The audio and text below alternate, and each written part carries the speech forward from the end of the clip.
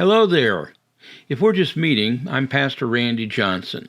I've been a believer in Jesus Christ, a disciple of Jesus Christ, for over 60 years. I've also been a pastor for over 45 of those years. I want to talk to you today about how to read the Bible. Let's get started. The first thing we have to realize about the Bible is not a single book. The Bible is a collection of books. The Bible is written in terms of covenants. Covenants are agreements between God and humans. Biblical covenants are always initiated by God.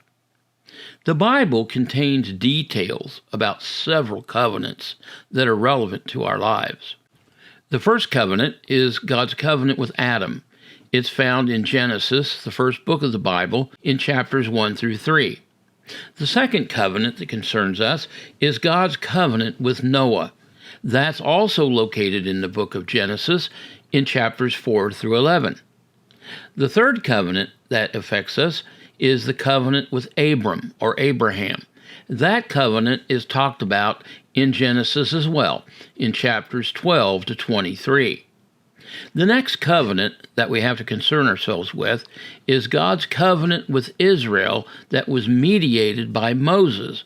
And that covenant really takes up the first 5 books of the Bible: Genesis, Exodus, Leviticus, Numbers, and Deuteronomy. And then the next covenant is God's covenant with David, who was a king of Israel. And that covenant is described in 2 Samuel chapter 7 and in 1 Chronicles chapter 17. And then the final covenant that concerns us, really the most important covenant of all, is God's covenant with Christ. And that is also referred to in God's covenant with David, as well as God's covenant with Moses and God's covenant with Abram. So they're all interconnected with one another. And the books that cover the covenant with Christ are the books that are normally called the New Testament, Matthew through Revelation. Now, you might think that when you read the Bible, the place you would start would be at the very beginning, at the book of Genesis.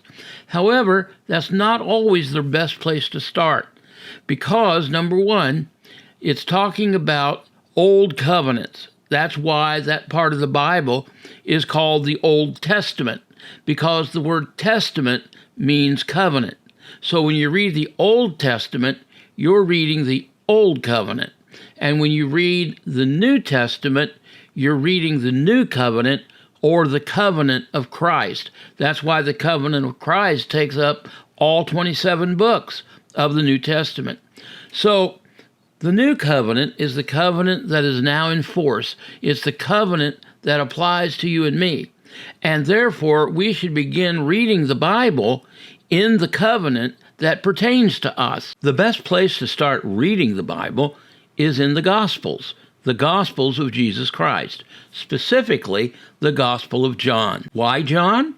Because John identifies Jesus in terms of his eternal identity as the Son of the living God. Now, after you read the Gospel of John, you should probably read the other Gospels in the following order: Matthew, Mark, Luke, and then the second part of Luke's gospel is the book of Acts. It was originally one book, but because it was so large, they broke it into 2 books, so that you have the Gospel of Luke, and then you have the Acts of the Apostles. After reading the 4 Gospels and the book of Acts, I recommend that you read the book of Ephesians, the book of Colossians, the book of 1 John, and the book of 1 Peter in that order. This will give you a good foundation in the new covenant, which is really what you need since that's the covenant we're currently in. Now, here are some further tips on reading the Bible.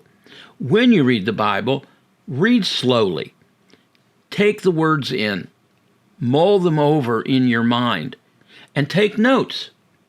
Write down things that stand out to you, things that arouse your curiosity or your interest, because there's many other places in the Bible that you can look. Remember, the Bible is not just one book, it's a collection of books. And there may be topics, there may be subjects that you'll want to look up later on. And if you take notes as you go along, then you'll be able to go look at other parts of the Bible and find information about those topics. And also, at the same time that you're taking notes, write down questions as they come up, because there will be questions. There may be a word you don't understand, or there might be a phrase that is unfamiliar to you. Write it down. And if you'd like some assistance in getting some answers to those questions, then just drop them in the comments of this video, and I'll attempt to answer them out of the Bible. If you found this video helpful, like it, share it, and click the bell to subscribe. And if you have any comments or any questions after watching this video, put those in the comments as well, and I read every one and I'll answer every one.